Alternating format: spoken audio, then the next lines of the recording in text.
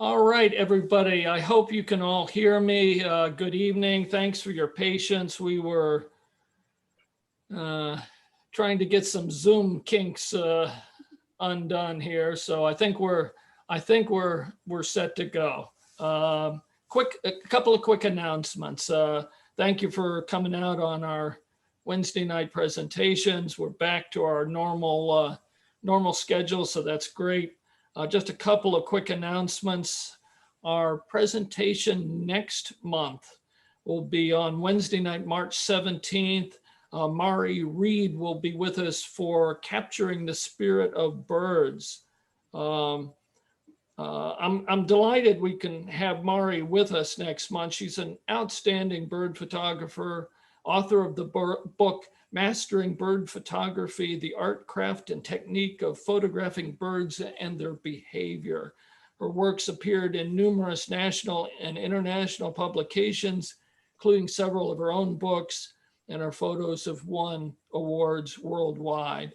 I know you want to join us March 17th for that. She was originally scheduled to make this presentation last year, but because of the pandemic, it had to be rescheduled. So I'm very, very pleased that we can welcome her back for another try at that on March 17th. That's a Wednesday night. Second, just wanted to remind you that we're now accepting photos of the Cuyahoga Valley National Park as we begin to put together the 2022 park calendar. Submissions from Photo Society members will be accepted until March 8th, but don't procrastinate until the last day or two. Now's the time to look through your images and pull out some of your favorites. All of the details on how to submit are posted on the Photo Society's website. That's cvps.org. Now it's time to turn our attention to tonight's program. I'm very pleased to welcome Autumn Bland to our virtual podium tonight. Autumn is a commercial photographer and producer working here in Northeast Ohio at Todd Biss Productions. In normal times, Autumn creates commercial, advertising, and nonprofit content in both still photography and video. When the pandemic lockdown hit last March, Autumn found herself housebound, and most of her commercial productions were interrupted. To keep sharp, Autumn decided to begin a project shooting portraits of people whose lives had been upended by COVID, both essential workers who were required to work and those who were required to stay at home. Tonight, Autumn will talk about this project, how it evolved as the pandemic went from an inconvenience of a few weeks to a year-long odyssey. Autumn, thanks for joining us tonight. We're pleased to have you, and I'll turn the podium over to you. Thank you so much. Thanks for having me. Can everybody, I'm okay now? You can hear me and see my screen? Yes. Okay. Wow, what a whirlwind that was. So, yeah, so great introduction. I thank you so much, and thanks for having me. This project is, I figured we would talk about just the evolution of it, because what I thought was going to be a 1-2 month project during the stay-at-home order turned into, we're coming up on a year now, which is crazy in and of itself. I think we all kind of thought the pandemic would have been done a lot sooner, but the pandemic isn't over and neither is the project. So this is kind of how I started and how it evolved. Before I get started, I was just curious, like most of the people in this call here, I always like to get to know people a little bit more. Most people here photograph nature. How many people are really photographing people? I'm trying to get a gauge for what people might be more interested in, what avenues. Should I just... Well, I think general right now, most everybody has come in as muted. Okay, that's fine. But if I can sort of speak for the group, I would say the bulk of our folks are on the landscape nature side of things. Yeah. But I know there are some people. I mean, we've got professional photographers as part of the group that do events and weddings and things like that. So it's very broad range of what people do, but probably the bulk of them are more on the nature and landscape side of things. Okay, very cool. Well, so I put together this presentation here. So if I go to full screen here. All right. So quick overview here. I'm keeping this pretty image heavy, so there's not going to be a lot of info. People won't have to read a lot here, but I just wanted to give an overview. So basically this, my synopsis of it is this series documents the duality of life that the COVID-19 created among those essential jobs and those staying at home. You know, I started this project with the plan to wrap up in May when the home order was lifted and COVID numbers were planned to go down. And then as we all know, that didn't happen. Though we didn't know that at the time. At the studio, all of our jobs were canceled. So it was pretty scary. I didn't know if I was going to keep my job. We lost childcare. My fiance has an essential job working at a bike shop. Nonetheless, it's interesting what jobs became essential and what jobs didn't. So I was full-time stay-at-home mom with no work, and it was a little worrisome. So I came up with this concept pretty quickly and presented it to my boss to make sure we were okay for me to just dive in and do that since we didn't have any work. And he said, go for it. So I took my kit. I shoot with a Nikon. I shoot with the 800 series. We have a few here. We kind of float them back and forth with the studio. And we have an 800 and 810 that we kind of float between. So then what I ended up doing was initially I just started messaging a bunch of different people that I knew that were all dealing with the pandemic very differently. I had some friends who were working the hospital and some friends who I knew, like a fireman. I had a connection with the police station. I had some connections with the city, and I just started reaching out to anybody and everybody I could. And I think I did something like, I want to say 36 shoots in that first week of the stay-at-home order. It was bonkers. And I just wasn't sure what was going to happen. I wanted to make sure I had a good representation of a lot of the jobs we thought of right out the gate, like doctors, nurses, firemen, policemen, city workers, people working in a grocery store, things like that. And then, so then what I had to do was take my son on most of them, all days but one, when my fiance was home. And then I would shoot from about, I don't know, 20 to 40 feet away. I had a Nikon 810 with a 70 to 200 millimeter lens. And I actually approached this like to stay safe. People were like, how are you photographing people and staying safe? In the beginning, people were really worried about that. I said, I actually don't go anywhere near people and I stay outside. So I had a whole sanitizing kit. I kind of approached it the way that I do on international shoots, actually, because I mean, if you guys can remember a year ago, how we just didn't know how this virus was working. So I had like Purell wipes and Purell and gloves, and in any situation where I was, thought maybe I'd come into contact with people, I was just extra cautious. So, and I didn't get any photo releases in the very beginning, if you can believe that.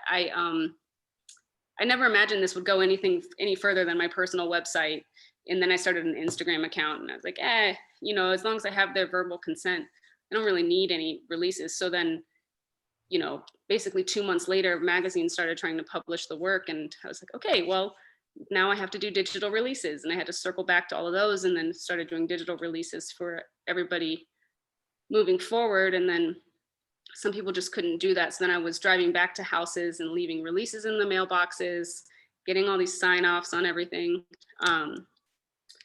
So that was pretty much how it started and how I stayed safe and my general approach.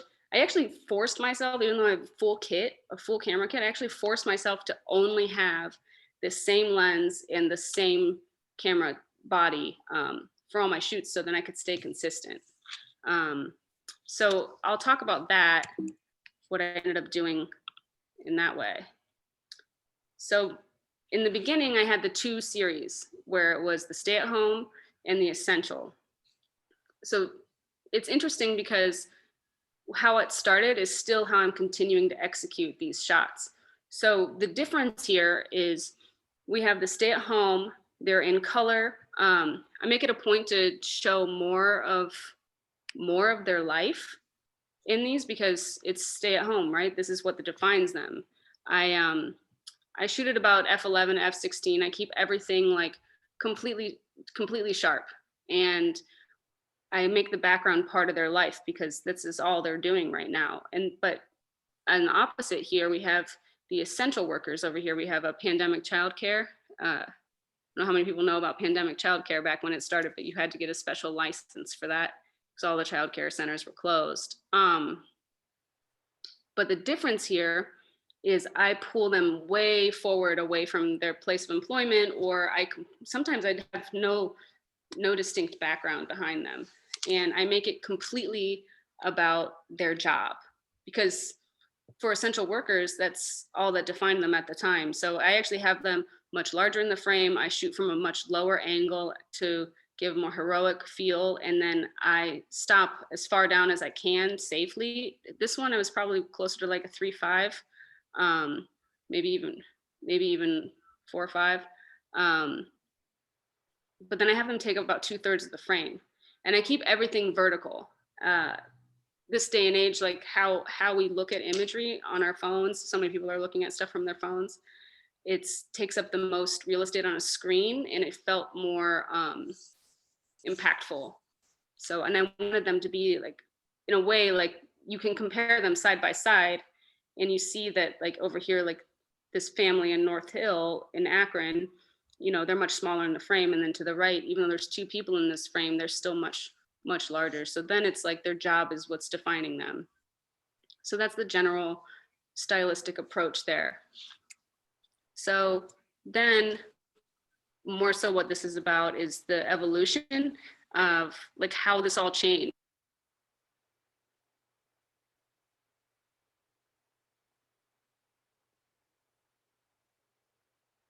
Uh-oh. Something's frozen up with our speaker here, which she may have to pull down her link and get back in. Something's not happy with her. So hang on just a second. Are you there? Okay. You want to try getting back in? Yeah, I got some sort of notification that somebody joined and it for some reason quit. Oh, no. I'm sorry about that. Okay.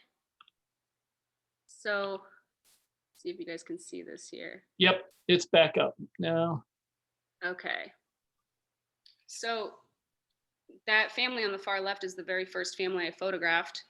This boy was learning how to ride his bike, and I was like, all right, Nolan, like, can ride a 2-wheeler now. Let's have you wheel into frame, right on in.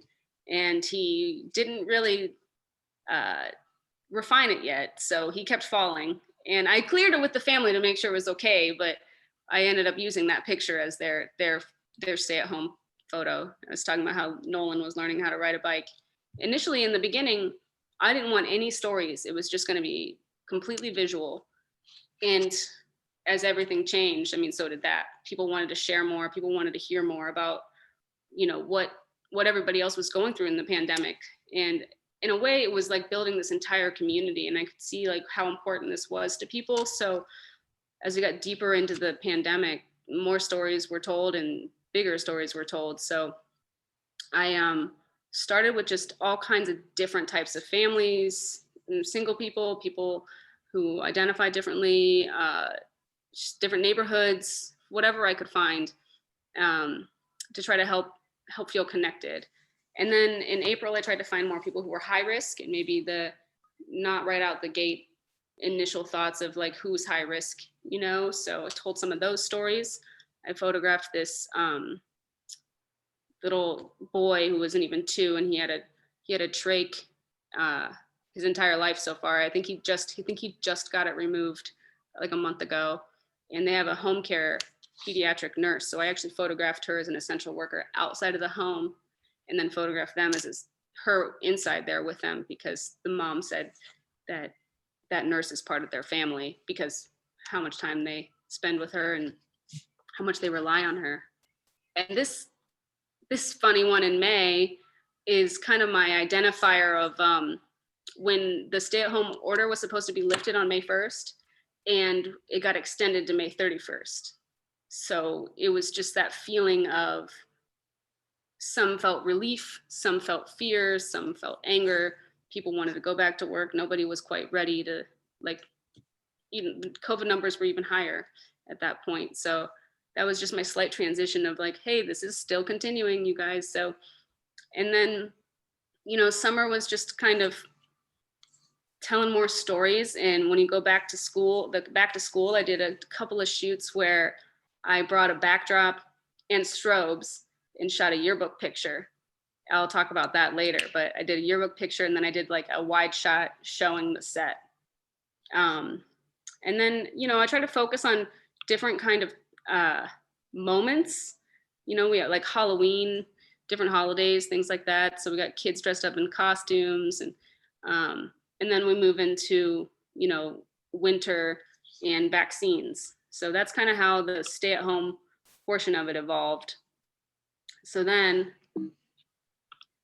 if we go to some of the more specific things, I wanted to capture, graduation. There weren't any in-person graduations.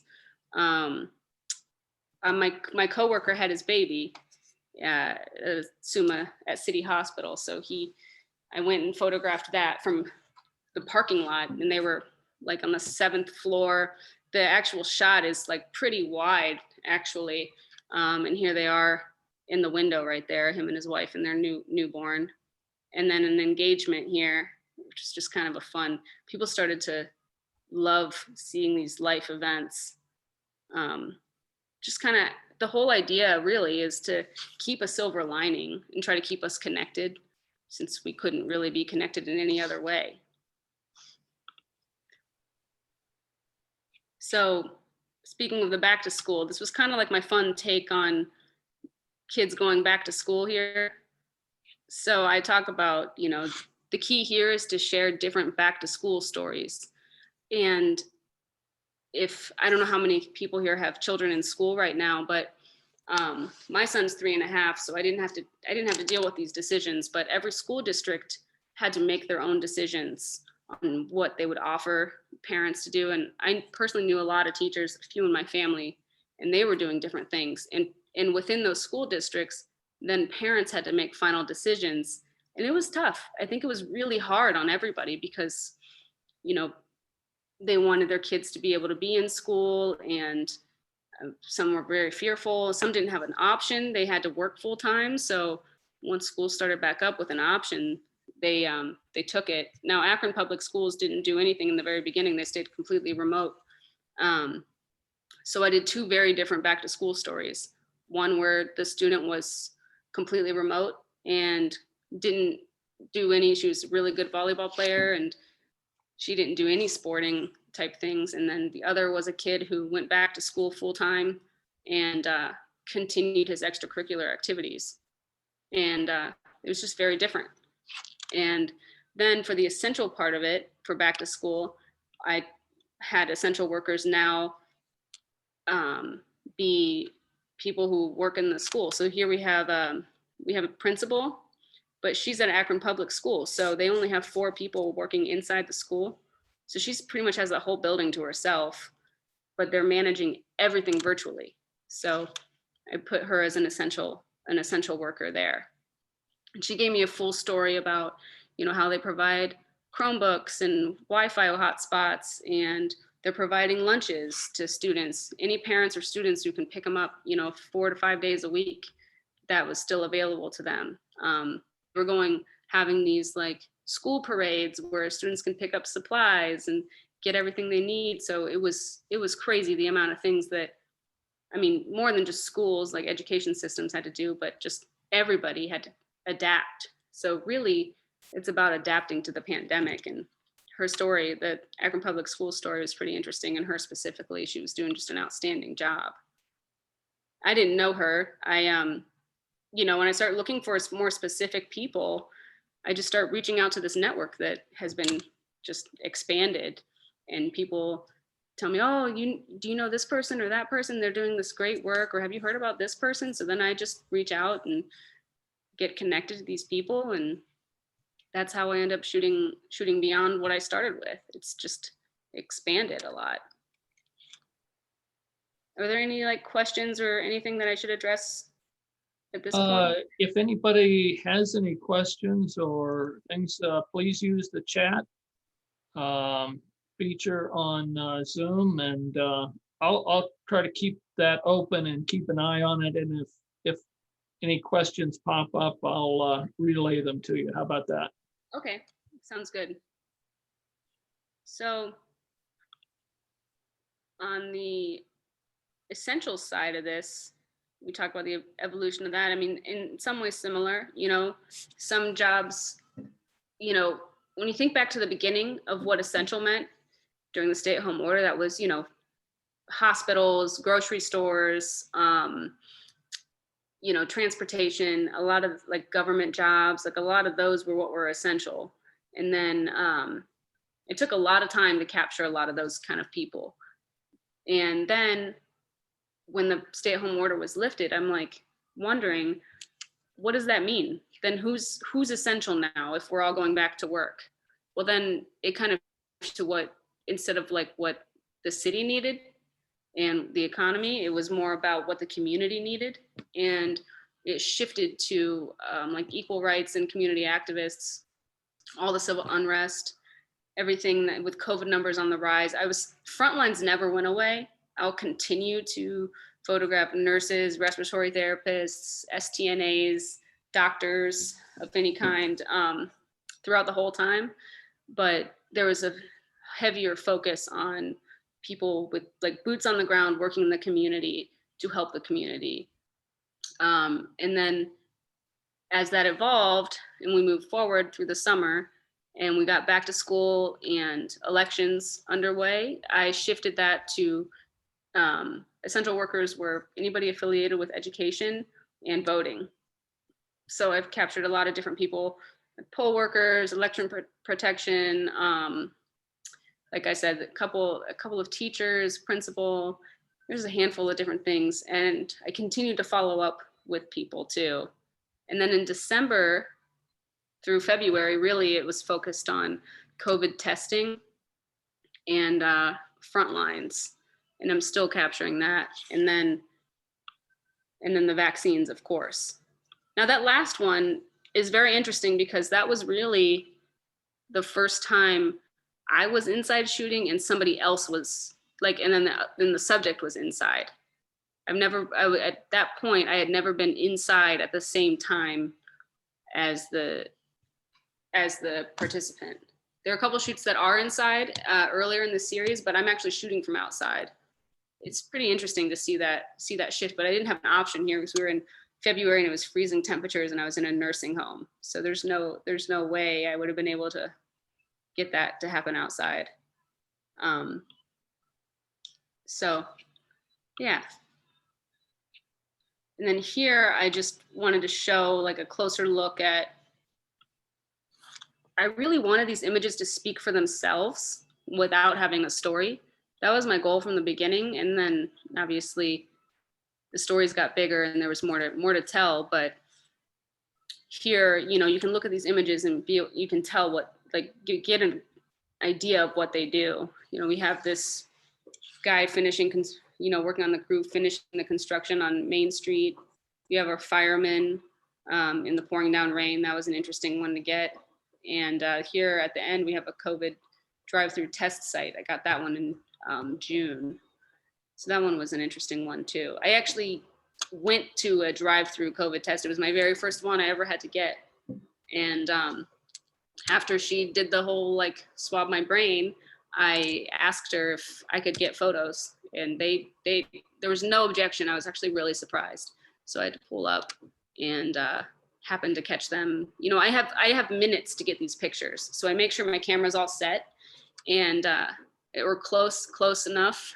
I shoot completely in manual. So I know roughly where I want to be shooting anyway, but I make sure I get a few test frames off before I actually have them in frame. So especially when you're dealing with physicians, you just don't have time. And first responders, this guy on the far left was a little reluctant to get his photo, but he said it's fine. I just don't want to give you my name. I said, okay, that's fine. But yeah, you don't have very long to photograph these people.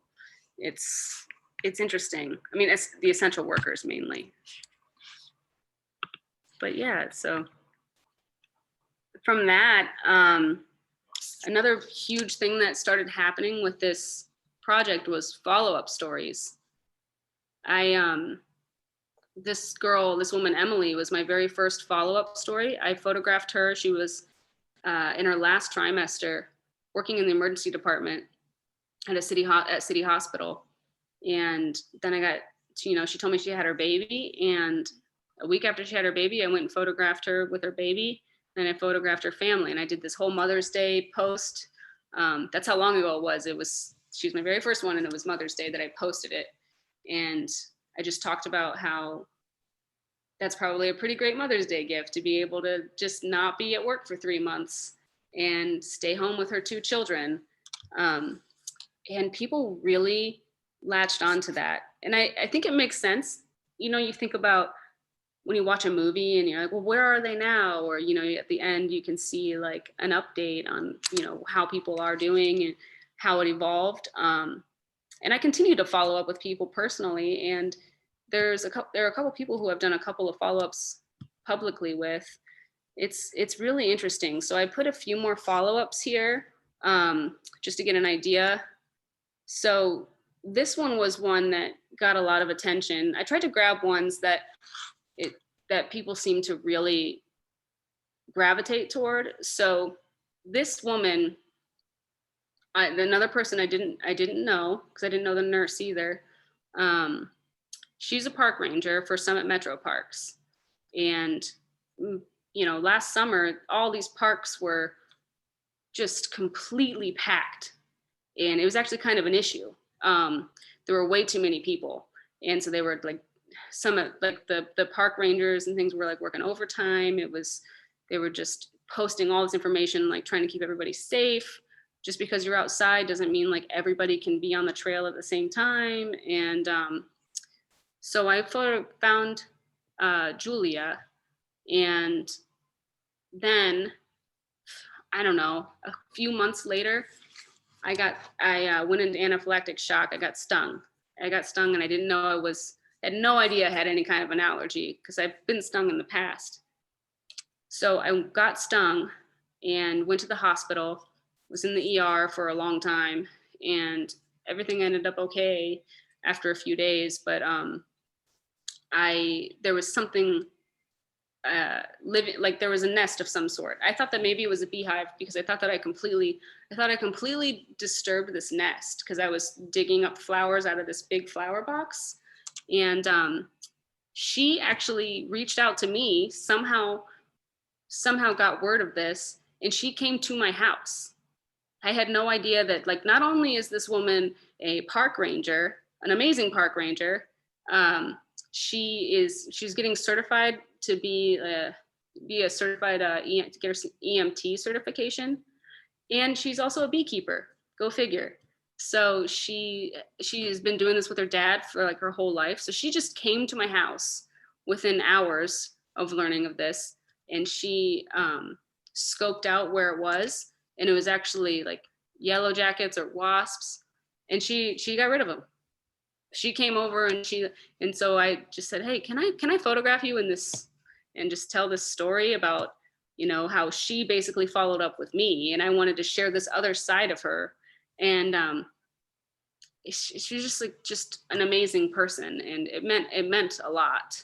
And I think people really understood, what this meant to me, and what kind of a person it takes to just be that we talked for 15, 20 minutes on the first shoot, and that's how much we really interacted. And she's immediately coming to my house, and she even offered to give me her beekeeper's hat for when I go to my car, because the thing was like right by my front door. She's so sweet. But anyways, that one was a very interesting one, a unique one. Another one that I did was the Ernest. Autumn, Yeah. your audio is breaking. Can you hear me okay now? It's very buzzing and Hmm. sort of thing. Try speaking again. Okay, can you hear me now? How is this sounding? Yeah, it's back. I don't know what was, okay, sorry. No, that's okay. So for people who are into the landscape and nature photography, this might be interesting for you guys. Here we have the Ernest in March. It's like 40 degrees here, and they're just prepping the ground and everything for springtime. And then here we have them to the right, it's July. So it's pretty much the same frame, give or take, and they're in the same spot. But look at those hostas, and just the amount of, like, you see like the growth of the season is very interesting, because, and even the colors of their wardrobe are different. Obviously their entire wardrobe's different. So Bev retired. She worked the same job at a hospital for 48 years. And so I came and photographed them in the same spot at her retirement party. So she had like an outdoor, he actually got a permit to close their little side street, and so they could have like an actual get together outside. So that one was a pretty interesting one, especially since they were in the same spot. Made it kind of fun. And then I don't know and this one just means a lot to me. I just posted this one today. This is my dad. This is a big deal, and I'm not a writer, so when I write these stories, it's very tough for me, especially when I'm really close to them. I try to keep myself removed from it as much as possible, but every now and then I'll do like a more personal one, or weigh in on like my perspective a little bit. My dad's 79, and though his job was somehow deemed essential, quite frankly, he does not have an essential job. He works for like a plastics company that wasn't doing anything affiliated with PPE, and he still had to go to work, and he cares for my 95-year-old grandmother, and I've been trying to get him a vaccine, and it's been very hard. I've been very diligent, and I finally got him in to get an appointment. So I met him an hour away and photographed it. And I did this follow-up. Here's him on Easter Sunday. That's as close as I could get to my dad. And he used to spend 2 days at our house, watching our son. And we went 3 months without having him there. And this was as close as I could get to him. And I see this is how our Easter was. And for many people, I mean, so it was cool. It was like, I felt like another milestone, like another step forward. So this is where I am now. Like, I just posted this today, and I'm continuing to capture all the phases of the vaccine rollout. The first responders, and then, 75 plus, and then teachers. I just did teachers over the weekend. I haven't posted anything about it yet. And then I'll continue from there to show the evolution of that. Can you let people know how to find your postings? Oh, sure. These are just on my Instagram. I made a separate page on Instagram that's called Portraits of a Pandemic, and there's an underscore under each of the words. And you'll see it's just like there's a bunch of, like, there's a row of black and whites and then 2 rows of color. I think there's a couple Portraits of a Pandemic pages, but mine have the underscore under each word. Or between each word? Yeah, between each word. So it's Portraits of a Pandemic. Yeah. Good. Yeah, thanks. I have a website too, but I don't put any of the stories on the website. It's a daunting task. keeping up with all of this with a full-time job in anything. I mean, keeping up with a website, I try to keep the pictures up there, but the stories aren't there. I don't have the design for the stories right now. But yeah, and then that turned into a book. You know, when we think about the other aspect of this whole project, pretty much in May, I was contacted by a designer friend of mine who said, you know, you're making this into a book, right? Like, this needs to be a book. And I was like, nah, I didn't really think about that. And he said, I think we should do it. So he designed it. It was very straightforward with the original concept, which was just stay at home and essential workers side by side on each spread, and no stories. And we kept it very minimalistic. It's very much a photography book. It's a hardcover book. I think it's 112 pages. And, you know, like the discussions began early on, and we kept everything very minimalistic. And he wanted to really represent that duality and get it out in 2020. And I mentioned here how the process wasn't easy. And honestly, the hardest part was narrowing it down, because I just ran the stats today on my project. I try to keep it up to date as much as I can, like on my personal, like, I don't know if you call it like administrative side, but like for filing organization, I photographed, I think it was 653 people. And that's not 653 shoots. That's how many people have been in my photographs, how many releases I've had to get. And then I think it was 336 shoots that I have logged, though I know it's more than that. Some shoots I haven't published. Some shoots I don't know if I'll publish. There were some things that I did during the like peaceful protests and some of the riots, and that never made it in, like, not never made it anywhere. I just wasn't sure how to approach it, so I just have them. I just really wanted to, I've just been documenting everything around me, but not everything gets light in this project right now. Maybe I have a plan to do a fully comprehensive book of the pandemic when this is all actually done and behind us. I haven't even started conversations about that yet, because I just don't know where this is going yet. But it's possible that some of that stuff will end up in there. And yeah, nearly all the books are sold. Nearly all the books were sold actually before I had them in hand. I did pre-orders because since I did it all I did a self-published thing. So I didn't have anybody else managing the orders, didn't have anybody else doing anything. And I actually drove to the publishing facility in Ashland. They printed and bound them all at the same place, and I picked them up myself. It was a little nerve-wracking, but I had to pay for that all myself. And I had to figure out how many books am I gonna buy. I have to pay for them all before I even sell them all. It was scary, it was very scary. But I just went for it. That's why I did the pre-orders. I actually did the pre-orders before I actually placed the official order. And of course, like as pre-orders were rolling in, it was like, okay, well, let's make this book 80 pages. It was like, okay, let's make it 86 pages. Well, let's make it 90 pages. And then we ended up with 112 pages.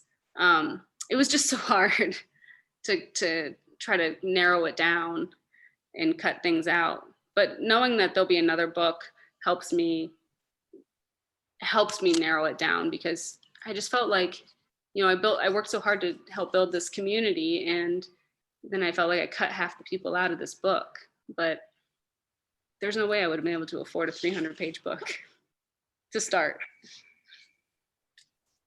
So yeah, and then this is just the end of it. So right now I'm doing a focus on, like I said, the vaccine rollout. And as we're coming up on a year anniversary of this project starting, I'm going to like look through who I photographed in the beginning, and I'll start doing like the anniversary of their photo shoot to see, like, for people who I didn't do follow-ups with before, like yet, I think I've done 30 follow-ups of 336 shoots. So, I mean, not everybody will have a follow-up, but I think it'll be interesting to see, like, a year ago, where were they? And, you know, here they are now, and here's how the year went, you know, in summary. So, and then I have a couple more. I guess I call them surprises, things in the works, plans, and I just have to kind of see how everything unfolds. But there's going to be a couple more shifts in the project as we continue to move forward, and yeah, change a little bit of a change stylistically of how this is going to look, and with exactly what I'm capturing too. So it'll kind of shift even more as we start to move away from it. So yeah. Well, I had looked on your website and saw, what you had there, and I had no idea there were that many, you had done that many shoots. That's amazing. Yeah. Like I said, I haven't published all of them. Actually, all the ones that I have logged are the ones that I have published, but they're not all on the website. And some are on Instagram. Almost everything is on Instagram. It just is a better platform for the stories. And there's just a couple that aren't maybe on the website, but yeah, that's pretty much it in a nutshell. Well, thank you. And I would encourage anybody that's got some questions to type the chats. I'll try to keep an eye on that. There's a question, one question here. Were there any people that you photographed that would not give you a release? Oh, it's fun. That's funny. In the beginning, there was a photo shot, the photo that I got that was my favorite photo for the longest time. And it was this couple on their porch right up my street. I didn't even know them. Turned around, and I can't even tell you how many times I've done that since that time. But turned around, walked up to their yard and got this picture of them. And it's just this beautiful shot of this couple on this front porch with a TV tray, and they were like watching something on an iPad. And I had to go over to their house and try to get a release. I left a physical release with them, and she was messaging with me because she had through the Instagram account, and she said, we don't think that we want it to go any further than the website and the Instagram account. And I said, okay, that's okay. I understand that. I'm just talking about doing this book, and, not selling your image. Because I got really sad. I'm like, I love that photo so much.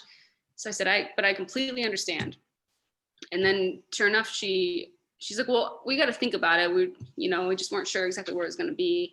And yeah. And then she reached out to me and said, listen, we talked about it and we really love what you're doing. And we're going to go ahead. We signed it and we put it in our mailbox. You want to swing by and pick it up. And I was just like, I feel like I celebrated for like 2 days when I got that. And then that photo got picked up by, I don't know if you guys have heard of the Some Good News with John Krasinski. He was doing those weekly, he picked it up and he put it on his show. And then I was like, oh my gosh, because I have a public account. I'm like, can they do that?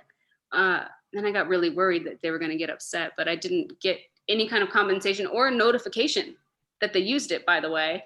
And they put, apparently my coworker watches it every week with his wife, and he reached out to me. He saw it. It's like 3 seconds. It's up there in some montage, and that picture shows up and doesn't say anything. It's just the picture. And he's like, oh my gosh, that picture of Angel and Bob is on Some Good News. And I was like, oh no. I said, how is that possible? So I got a little nervous, but they were like over the moon, just happy. So that was one. And then there were a handful where there were 4 total where they gave me permission. They signed releases and everything. They just didn't want me to use their names. So to go say Anonymous or Akron Family or something like that. But aside from that, I've actually never I've never been in a situation where somebody said that they didn't want to participate. I have to just approach people on the fly all the time in my day-to-day job as a producer. So getting permission is just part of my life. So I'm not nervous when I approach things like that. So maybe that's part of it. But I just try to quickly like engage and build a quick relationship with somebody and help them understand what I'm doing, and look at it from their perspective, just so they know like this is where your image would be. And yeah, that construction worker was one that wouldn't give me his name, but it's okay. Yeah. I kind of like him as the anonymous finisher. Yeah, to everybody, Jim Retzel, if you're not looking at the chat, commented, great work on your Instagram page. Strongly encourage people to look at the work there, as the details and subtleties present so much better there. There are many favorites, especially Jim Ammer at Amherst West Hill Marathon. Is Jim's brother-in-law, so he's got a personal connection to one of your subjects. So that's cool. I love Jim Amher. I might get choked up talking about that guy. I just love that guy so much. I'm so glad that he let me photograph him. I told him, he said, what are you going to do with these photos? I said, oh, I'm just going to hang your picture over my fireplace. Is that okay? I didn't do that, but I did tell him that, but he knew I wasn't serious. I've been going to that shop for over a decade. Love those guys. Good. Yeah. Well, I think it's really cool how it sounds like the personal connections have been a big benefit of this project for you. Yeah, it has been. And what's interesting is I'd love to look through those and see how many people I knew originally and how many I didn't, because now I feel like it's a 50-50 split of people who maybe even more, like I knew fewer, like beforehand at this point, just blew up, kind of went different directions, especially if I was looking for very specific types of people.